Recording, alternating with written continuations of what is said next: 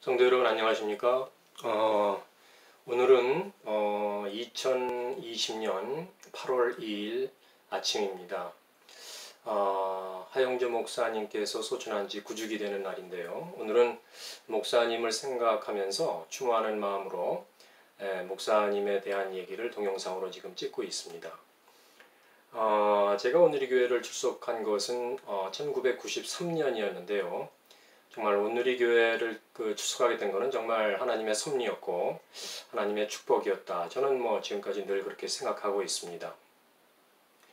1980년 말에 제가 대우 말레이시아 쿠알라룸푸르 지사에서 이제 귀국해서 당시에 목동에 살았는데 목동에 있는 그 교회에 이제 출석을 하고 있었습니다. 그런데 이제 말씀을 배우면 배울수록 좀 더 알고 싶다. 그런데 이제 동네에 조그마한 교회들이 어떤 말씀 양육 체계 이런 것들이 좀 미비되어 있지 않습니까? 그래서 이제 말씀을 더 배우고 싶어서 좀 이렇게 대형 교회에 가서 좀 양육을 받고 싶다 이런 생각이 들어서 서울에 있는 몇몇 대형 교회를 방문을 한 적이 있습니다.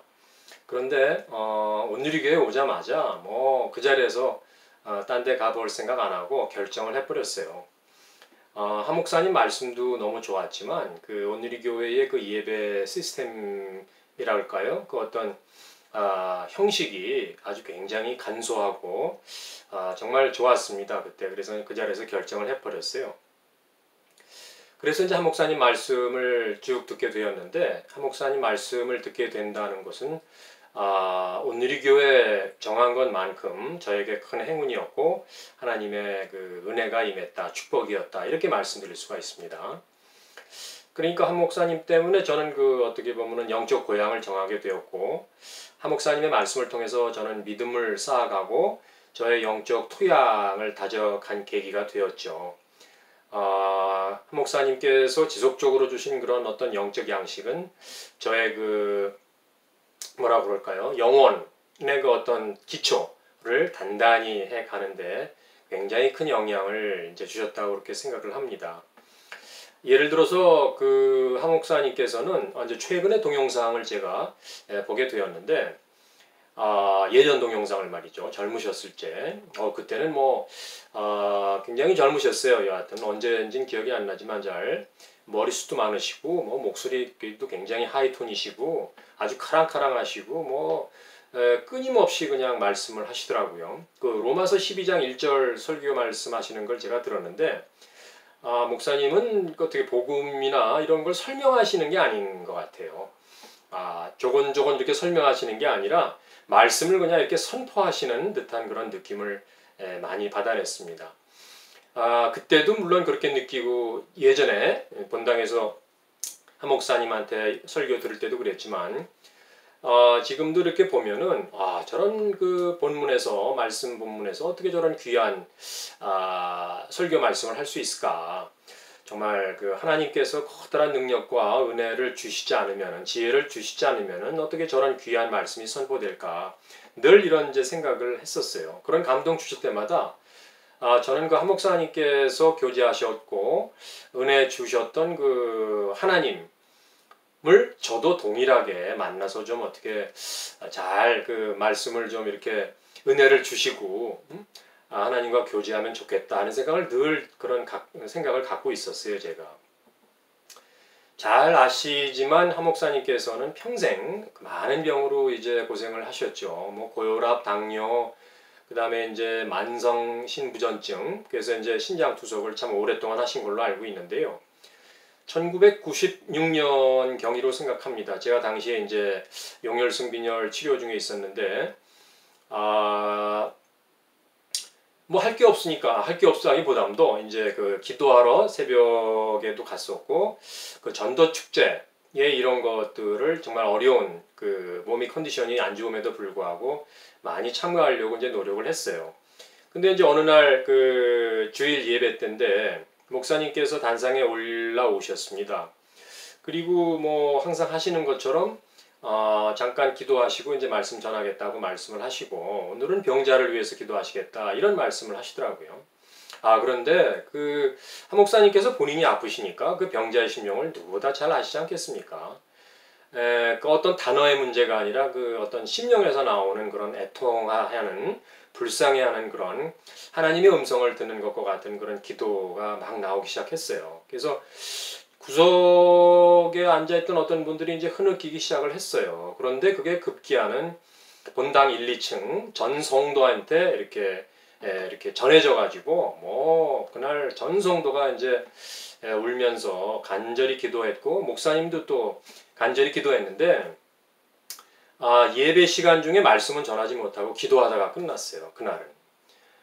참 그런 일이 있었습니다.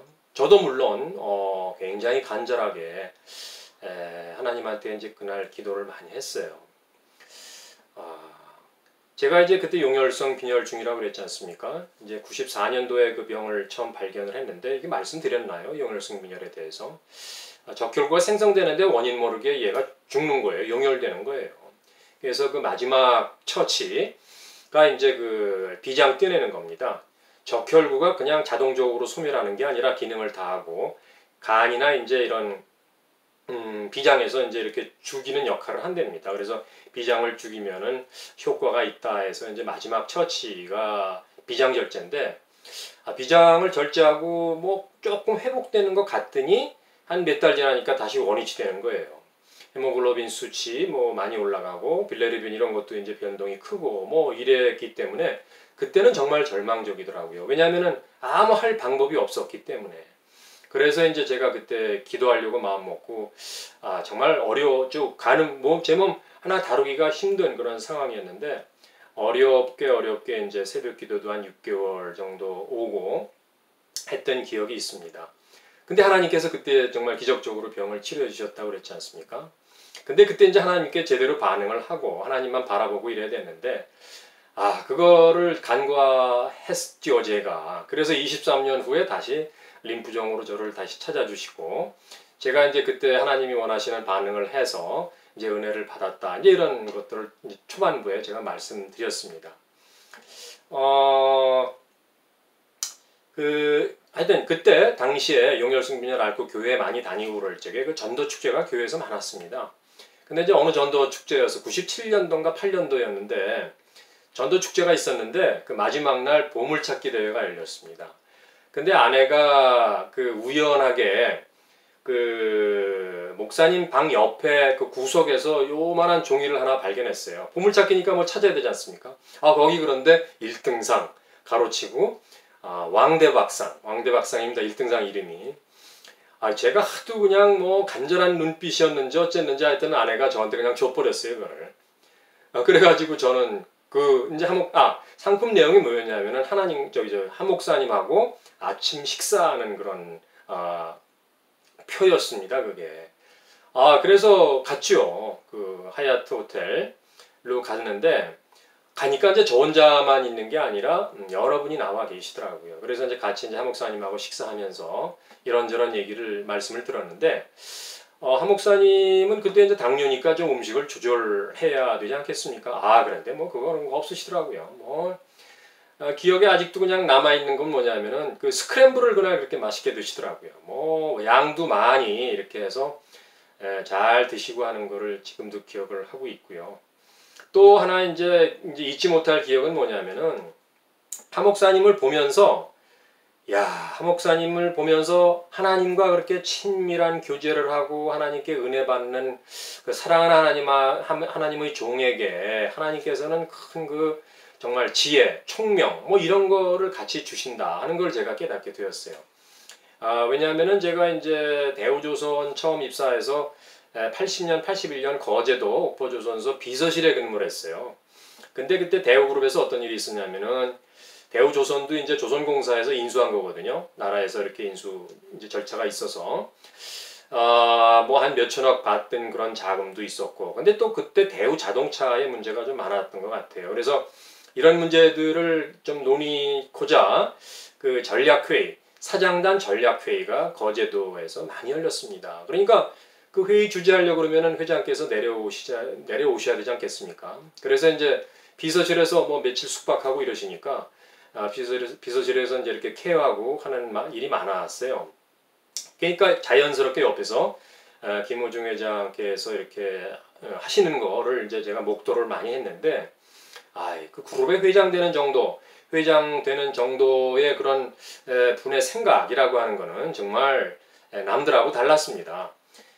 생각하는 그 방법이랄지 그 문제의 접근성 이런 것들이 정말 다르다 하는 것을 이제 제가 느꼈는데, 그런 유사한 것을 한 목사님한테 제가 한 거예요. 그 말씀 이렇게 들어보면서 말이죠. 그 말씀하시는 그 스케일이 좀 남다르신 것 같았어요. 그 다음에 그 어떤 창의성이라고 그럴까요? 그 접근성 비슷한 거죠. 그 다음에 독창성, 문제를 이렇게 생각하는 그런 어떤 스케일, 이런 것들이 굉장히 다르셨다. 꼭 그룹 회장님 보는 것 같다. 이런 생각을 제가 했습니다. 그리고 이제 몇 년 후에 2000년이죠. 정확히 그때 이제 집사 안수를 제가 받았는데, 서빙고 본당에서 받았는데, 이제 그때 한 목사님도 참가하셨어요. 멀리서 저를 알아보시더라고요. 그게 이제 반갑게 오셔서 확인해 주시고 이제 축하해 주시던 그런 기억이 이제 많이 납니다. 그리고 이제 제가 놀랐던 점, 한 목사님한테 많은 분들이 놀란 건데, 한동대 사태와 관련된 겁니다. 한동대가 이제 태동대 생겨나고 여러 가지 어려운 점이 많이 처음에 있었거든요. 이제 이사장님으로 이제 한 목사님이 계셨으니까 우리 그 교회 차원은 물론이지만 어떤 한 목사님께서 이렇게 여러 가지로 이제 도우셨고 했는데, 굉장히 고소 고발 사건이 많았어요. 한 목사님한테. 그 돌아가신 총장님, 김영길 총장님과 더불어 두 분한테 그 고소 고발이 너무나 많아가지고, 뭐 방송에서도 공중파에서도 많이 나오고 뭐 이런, 그때 아주 사회적으로 문제가 많이 됐었었죠. 근데 한 목사님 본인은 그걸 절대 뭐 개념치 않으시겠다 이런 말씀을 이제 설교 중에 하셨어요. 고소고발 사건에 일절 반응 안 하겠다. 동요하지 말아라. 저희한테도 설교 중에 그런 말씀을 많이 하셨습니다. 근데 뭐 다 거짓으로 이제 나중에 다 그런 걸로 다 판명이 났죠. 당연하지 않습니까?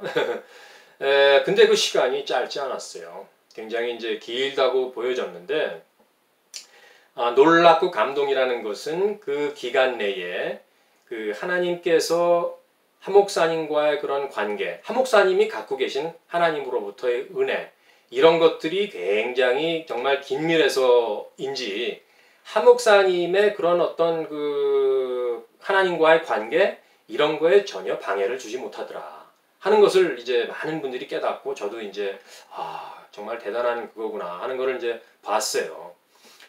우리가 왜 일반적으로는 뭐 고소고발은 차치하고 조그만 것 있어도 좀 이렇게 마음이 동요되고 그런 경우가 많지 않습니까?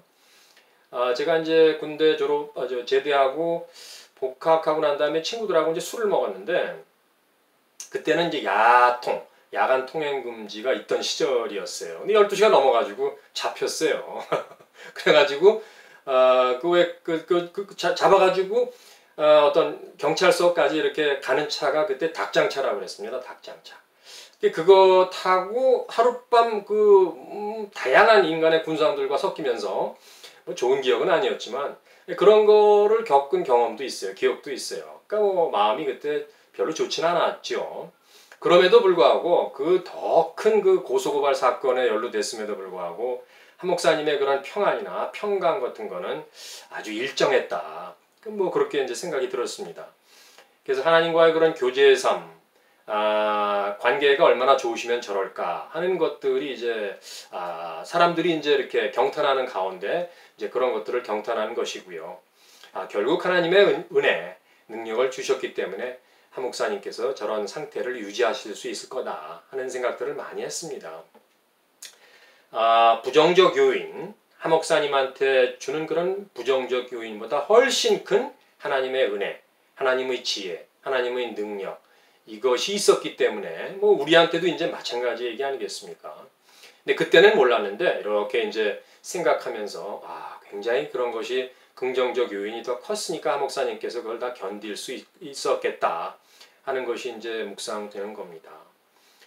아까 말씀드린 대로 이제 로마서 12장 1절 한 목사님 설교를 이제 들었는데, 이게 뭐 한 목사님의 설교는 뭐 정말 그 연설로 얘기하면 사자후예요, 사자후. 뭐 그냥 연속적으로 그 복음의 내용을 이렇게 토해내시는데, 제가 예전에 서빙고에서 그걸 직접 들었죠. 제 옛날에도. 근데 그때도 이제 감동이 있었던 것은 제가 분명히 아는데, 동영상 볼 때가 더 감동이더라고요. 왜냐하면은 그 말년의 이게 자애로운 모습과는 정반대, 어떻게 보면은 다른 모습으로 이제 이렇게 우시니까 굉장히 박력이 있으시고 좋더라고요. 그런데 감동의 폭은 지금이 더 좋더라. 지금이 더 좋더라. 지금 보는 동영상, 예전의 그 모습이지만 지금 보는 동영상이 더 좋더라. 교회에서 듣는 것보다 말이죠. 그런 걸 제가 느꼈어요. 그때 이제 제가 또 그 갈라디아서 생각이 났는데, 사도 바울 같다. 한 목사님께서. 그 사도 바울이 그 복음의 변론을 위해서 뭐 굉장히 변증적인 논리를 펼치지 않았겠습니까? 아주 격렬하게. 그런 복음의 그 어떤 논증을 펼친 것과도 같이 복음에 대해서 말씀하시는 그런 한 목사님의 그런 열정 같은 거를 제가 동영상 보면서 많이 느꼈습니다. 예전에는 좀 그런 거에 대해서는 조금 잘 못 느꼈던 건데 말이죠. 그러나 이제 소천하시기 전에 동영상을 보면은 뭐 이제 말씀도 느리고 힘도 없어 보이고, 그런데 그 말씀 중에 어떤 평안함, 어떤 어떤 자애로움, 성도에 대한 생각도 좀 많이 깊어지시고, 성도에 대한 사랑, 이런 편안함, 이런 것들이 굉장히 많이 실려 있었다. 결국 그게 이제 포괄적으로 얘기하면은 따뜻한 마음이 이제 굉장히 많이 있으셨다라는 것을 이제 제가 느낄 수가 있었어요. 사도 바울도 생각이 났죠. 디모데후서 마지막 그런 고별 설교와도 같은 그런 디모데후서에서 사도 바울이 정말 음성으로 했다면 한 목사님 톤과 같은 톤으로 사도 바울도 얘기했겠다. 사도 바울이 정말 어떤 분입니까? 정말 저기 갈라디아서에서 굉장히 열정적으로, 격정적으로 복음을 변론했다라고 하면은 디모데후서에 가가지고는 얼마나 많은 변화가 있었겠습니까? 사도 바울도 3층천도 다녀왔잖아요. 하나님께서 사랑을 직접 보여주셨을 거고, 마가 요한도 다시 데려오라고 요청을 하지 않습니까? 그러니까 굉장히 부드러워진 그런 마음으로, 이전에도 물론 그랬지만 더 부드러워진 그런 사도 바울. 이제 그런 모습을 그 설교 들으면서, 하용재 목사님 설교 들으면서 제가 이제 느꼈다 하는 거였죠. 그러니까 한 목사님의 그 설교 말씀은 정말 하나님께서 얼마나 많은 은혜와 능력과 지혜를 주셨겠습니까? 평생 동안에. 그러니까 그런 것들이 다 말씀에 녹아 있는데, 특히나 이제 말년의 인생의 뒤안길 아니겠습니까? 인생의 모든 경험, 이런 것들이 그 하나님께서 주신 지혜와 믹스가 되고, 특히 성령님께서 이렇게 내주하셔가지고 도와주셔가지고 나오는 그 말씀 중에는 한마디 한마디가 정말 지혜와 권능의 말씀인 것 같더라 하는 생각을 제가 해보게 됐어요. 굉장한 깊은 통찰력이 있는 그런 말씀으로 우리 삶에, 그리고 또 굉장히 어떻게 보면 또 형이상학적인 것도 있고, 하여튼 그런 굉장히 좋은 말씀들을 많이 해주셨다는 것을 보았습니다. 하 목사님의 그 설교 동영상을 제가 최근에 이제 의도하고 본 건 아니지만 어떻게 이제 보다 봤는데, 그거는 또 다른 축복이었고 또 다른 정말 복음에 대한 인식이었다는 것을 제가 말씀드릴 수가 있습니다. 하 목사님 때문에 이제 결국은 제가 염원했던 것들 중에 하나가 그 하나님과 교제하고 묵상을 깊이 하는 거를 나도 해봤으면 좋겠다라는 소원을 가졌다고 말씀드렸지 않습니까? 이제 그런 것들이 지금 동영상을 이렇게 말씀드리면서 하 목사님의 그런 것들이 이젠 제게도 조금씩 맛보고 있구나 하는 그런 생각이 드는 이런 귀한 시간이었습니다. 하 목사님이 이제 떠나신 지 9년 됐는데, 그 1년 전에 옥하는 목사님도 소천하셨죠. 이런 목사님들이 정말 귀한 말씀 지금까지도 동영상을 통해서 우리에게 주신다는 것은 듣는 저희로서는 대단한 행운이고 축복이다 이렇게 생각합니다. 감사합니다. 오늘 동영상 여기까지입니다. 또 뵙겠습니다.